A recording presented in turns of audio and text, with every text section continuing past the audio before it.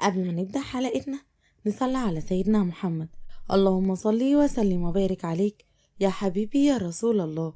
القصة دي بقلم الكاتبة المبدعة زهرة الندى. في الحفلة كان مصطفى مازالت عينيه على أمينة، فجأة ساب كنده وراح ناحية أمينة اللي كانت بتقف لوحدها. هاي أمينة باستغراب. هاي مصطفى بلطف. هو ممكن ترقص معايا الرقصة دي يا هاني؟ كانت لسه هتجاوب أمينة بالرفض، لكن فجأة مسك إيديها آدم وقال لا سوري يا مصطفى بيه، اصل هاني ما ترقص معايا انا. مصطفى بغيظ داخله سوري ما كنتش اعرف يا ادم بيه. ادم بابتسامه سامجه لا عادي ولا يهمك، وشد ادم امينه لساحه الرقص وهي بصاله بصدمه، فقرب منها ادم وحاوت وسطها وهي تلقائيا حطت ايديها على كتفه وما زالت مصدومه. إيه اللي انت عملته ده؟ انا ما حبيتش احرجك قدامه، بس انا لا عاوزه ارقص معاك ولا معايا. ادم ببرود ما ينفعش، هو ما كانش هيسكت لو قلت له لا، فعشان كده اخدتك انا عشان مش مرتاح للراجل ده.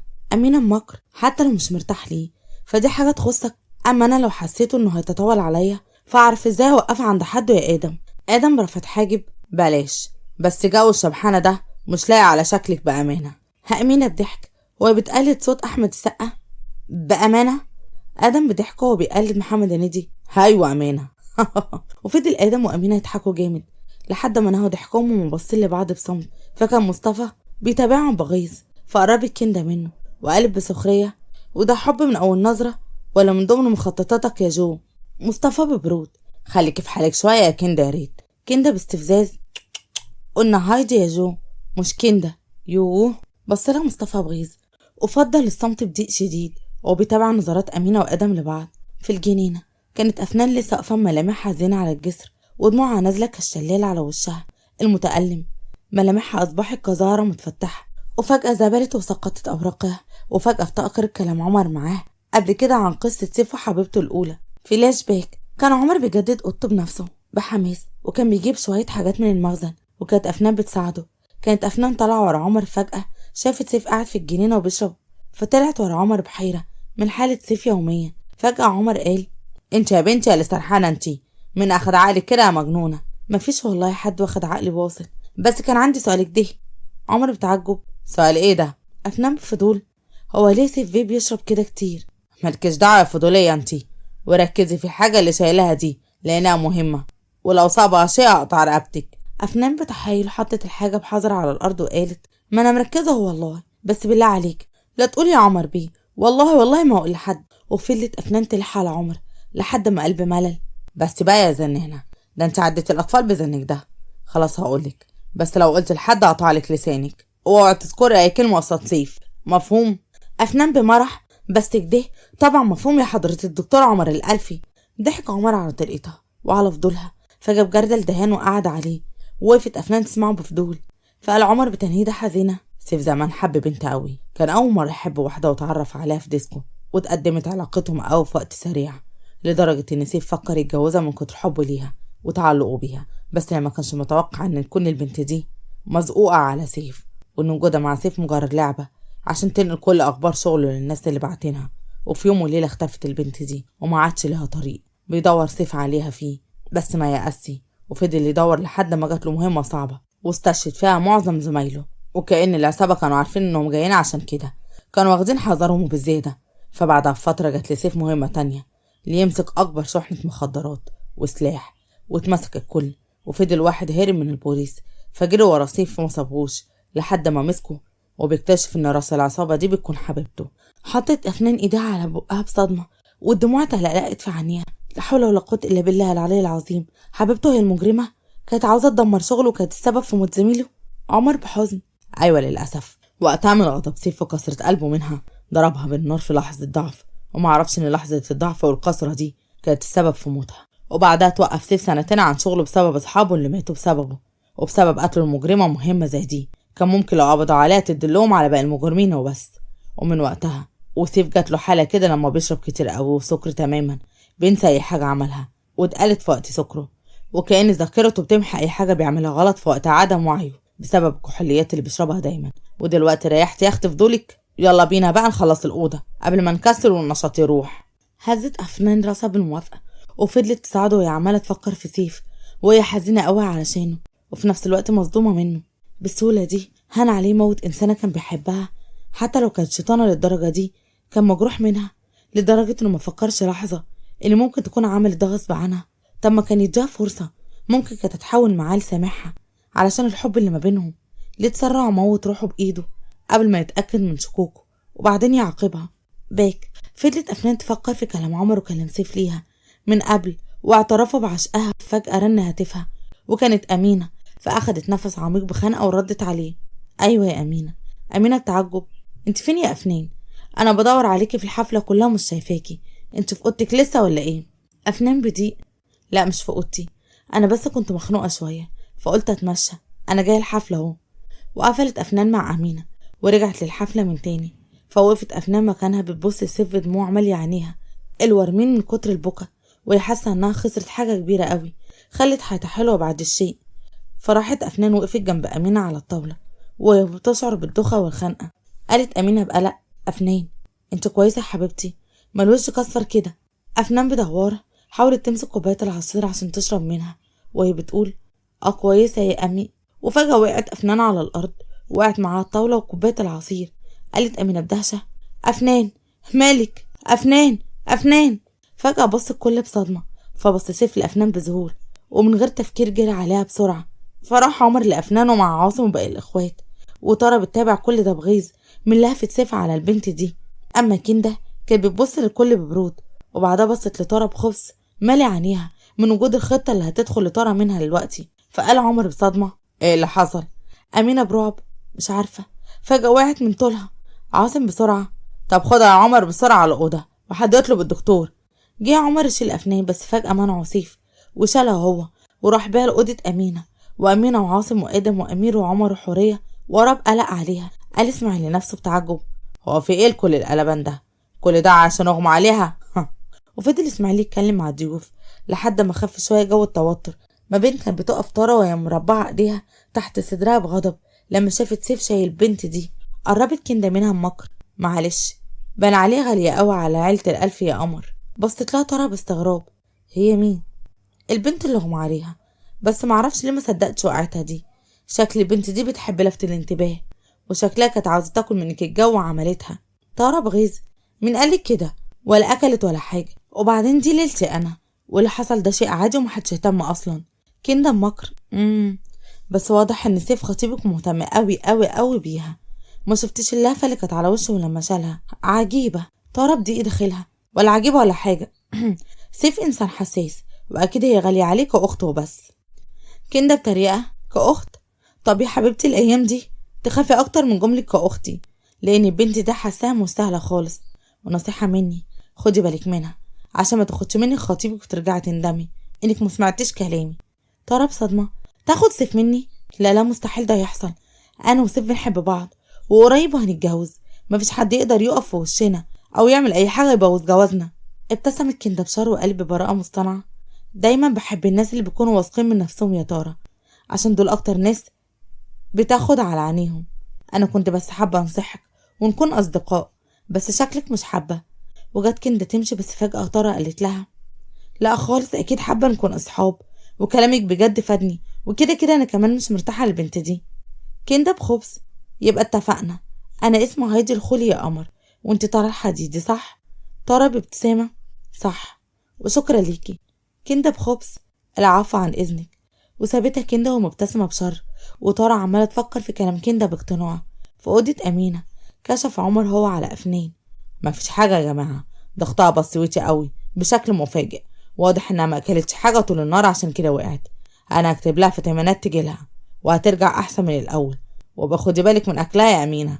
امينة بقلق: حاضر. طب وهي كويسة دلوقتي يا عمر؟ الحمد لله يا بابا، ما تقلقش، هي بس عاوزة ترتاح شوية، وانا ركبت لها كالونة، وبعد ما المحلول ما يخلص هتقوم احسن من الاول كمان. الحمد لله على سلامتها يا عاصم بيه. الله يسلمها. طب خدي بالك منها يا امينة، ولو حصل حاجة عرفينا فورا. حاضر يا عاصم بيه. خرج عاصم وحورية الإخوات من الأوضة، فبص سيف لأفنان بألم لوقته وهو مش حاسس بنفسه، وهو مش مستوعب إن السبب في الحالة اللي وصلت ليها أفنان دي. فقرر قرار، ولما تقوم أفنان هيعرفها بيه، وده الأحسن ليهم هما الاتنين. فتنهد سيف وخرج من الأوضة، وكل ده وأمينة بتبعها بحزن لأجلهم. فقالت بحيرة: يا ترى الأيام لسه مخبيريكي يا أفنان في وسط العيلة دي؟ ومر الوقت وخلصت الحفلة، وأخيرا في وقت متأخر ومشي إسماعيل الحديدي ومراته. أما سيف بعد إلحاح من طارة اضطر يخرجوا اتعشوا بره، وبعدها روح سيف لفيلتها. قالت طارة بسعادة: أنا فرحان قوي يا سيف، أنت مش متخيل أنا بحبك قد إيه. وحضنته طارة بحب، وسيف باصص للفراغ بخنقة وبدلها الحضن، فبعدت طارة بعيد عنه وهي بصاله بحب وهم قريبين من بعض قوي. فحس سيف بخنقة من قرب طارة. فجأة بعدها سيف بلطف: تصبح على خير يا طارة. وسابها سيف وركب عربيته ومشي. قالت طارة بصدمة من هروبه: وانت من أهله. ودخلت طارة الفيلا بحيرة. أما في عربية سيف فضل سيف سايق بالعربية بسرعة جنونية لحد ما وصل المكان اللي بيروح له يومين عشان ينسى. ومر على خطوبة سيف وطارة شهرين من أي أحداث، غير إن كان قرر سيف بتركان الفيلا وراح عاش في غرفة في فندق لحد يوم زفافه هو وطارة. أما طارة كانت عايشة أجمل لحظات حياتها مع سيف، وهو بتحاول تقرب منه وتحببه فيها، وكل ده بتخطيط كندا اللي أصبحت صديقة طارة المقربة. وبقت كندا بتلعب بطارة على مزاجها بكل خبث. أما مصطفى أصبح شريك إسماعيل الحديدي وعاصم الألفي، وهو بيخطط لكسب ثقتهم عشان لما يضرب ضربته. لكن اللي استغرب له مصطفى تفكيره كتير في تلك البنت اللي شافها في الحفلة اللي هي أمينة. أما أمينة بقت بتشتغل في شركة آدم وفي نفس الوقت في دراستها. ولكن اللي كان بيغيظ أمينة إن آدم مش بدها أي شغل غالبا أو قليل، وده زود كلام كل اللي في الشركة عنها إنها جاية بالواسطة وإن ملهاش لازمة في الشركة. وده كان بيجنن أمينة، حتى بصت إن آدم بينتقم من أفنان منها بأفعاله دي. أما أفنان فعرفت تسترجع مقامها، وأخيرا في قلب عمر وآدم كأخت وصديقة وبس. لكن أمير كانت بتشعر دايما بقلق من نظراته ليها. أما سيف فكان بيتجاهل في تجاهله بكثرة، كل ما بتشوفه بدأت أفنان في الدراسة عشان تلهي نفسها، واشترك لها عاصم في جيم هي وأمينة عشان يتسلوا. أما عمر فما كانش بيفكر في أفنان زي الأول، على قد إنه أصبح متعلق بتلك المجهولة اللي بيكلمها يوميا على الشاب حيرة، الفتاة اللي جاتله من حيث لا يدري علشان تنسيه عشقه الأفنان. في شركة آدم كانت قاعدة أمينة بملل شديد من أول ما جت هنا، وهي دايما قاعدة القعدة دي، وقالت بغيظ: لا كده كتير، طالما مش لاقي شغل هنا فليه قال لي هاجي اشتغل معاه؟ لا يا أمينة، انت لازم تحطي حد للوضع ده، لازم يعرف ان مش كل التري اللي تاكل لحمه، ومش هسمح له يطلع غله فيا ابن الألف ده عشان يعني أفنان اتجوزت أبوه. وقامت أمينة بغيظ راحت لمكتب آدم، ومهندسين بصلها باستغراب من منظرها الغاضب، فتجاهلتهم أمينة ودخلت مكتب آدم بدون ما تستأذن وقفلت الباب وراها. وقالت بغيظ: أنا نفسي أفهم، طالما ما فيش شغل ليا في الشركة الطويلة العرضة دي فليه وظفتني في شغلك من الأول، واللي كنت مصمم إني أشتغل معاك بدل ما أشتغل في شركة من شركات عاصم بيه، ولا هو فرض رأي وخلاص؟ آدم ببرودة وبيبص للأوراق: أيوة فرض رأي، وتاني مرة تبقي تستأذني قبل ما تدخلي مكتبي يا أنسة، أنا هنا مديرك. أمينة بغيظ ربعت إيديها تحت صدرها: كنت يا باشمهندس. وأخدت أمينة ورقة وقلم من على المكتب وكتبت استقالتها واديتها لآدم بضيق شديد، وقال باختناق: أنا مستقلة يا باشمهندس آدم، وما تشغلش راسك، لا هشتغل عندك ولا في شركة من شركات الألف خالص، وأشوف شغل في أي مكان تاني، لا تقول طمعانة في حاجة، وأروح أدور على أي شغل تاني مفهوش وجع دماغ ولا فرد رأي ولا واحد بيطبع سمه وناره من حاجة هو عارفها كويس فيا. وكمان همشي من الفيلا كلها، وأظن إن أساسا وجودي زي عدمه، بس أنا قلت أعرفك عشان تطمن يا باشمهندس. وشكرا أول الصورة اللي اديتها للموظفين عن من أول ما دخلت الشركة هنا، خلصت تأكدوا إني داخلها بالكوسة وإني ماليش لازمة هنا من الأساس. وبعدين كملت بدموع في عينيها: وعشان ماليش لازمة لا هنا ولا في الفيلا ولا ليه لازمة أصلا في حياة حد، فعن إذنك بقى لأني ماشية وسايبالك مخدرة. سلام يا باشمهندس آدم الألفي. وجت أمينة تسيب المكتب وتخرج، لكن فجأة قام آدم من مكانه بحركة سريعة، مسك أمينة جامد من دراعها وزقها ناحية الحيطة وحوتها ما بينه وما بين الحيطة، وببصلها بغضب وكان قريب منها جامد. وأمينة بصله بصدمة وبلعت رقها بالعافية وقالت بقلق: وانت تتحول ولا ايه؟ بص بقى، انا مش هخاف ولا هتراجع في كلامي لما تبصلي كده، تمام يا باشمهندس؟ وبعدين ما شاء الله مكتبك طول بعرض بواسع، فقررت تبعد عني شويه عشان كده ما يصحش. قرب ادم اكتر بمكر: طب لو ما بعدتش هتعمل ايه؟ ها؟ لا تكوني ناويه تضربيني زي الولا اللي عكسك قبل كده قدام الجامعه. امينه برفض حاجب وبرود كانت بتخفي بيهم توترها وخجلها من قرب ادم منها ليها للدرجه دي، ودقات قلبها بتتعلى من شده خجلها.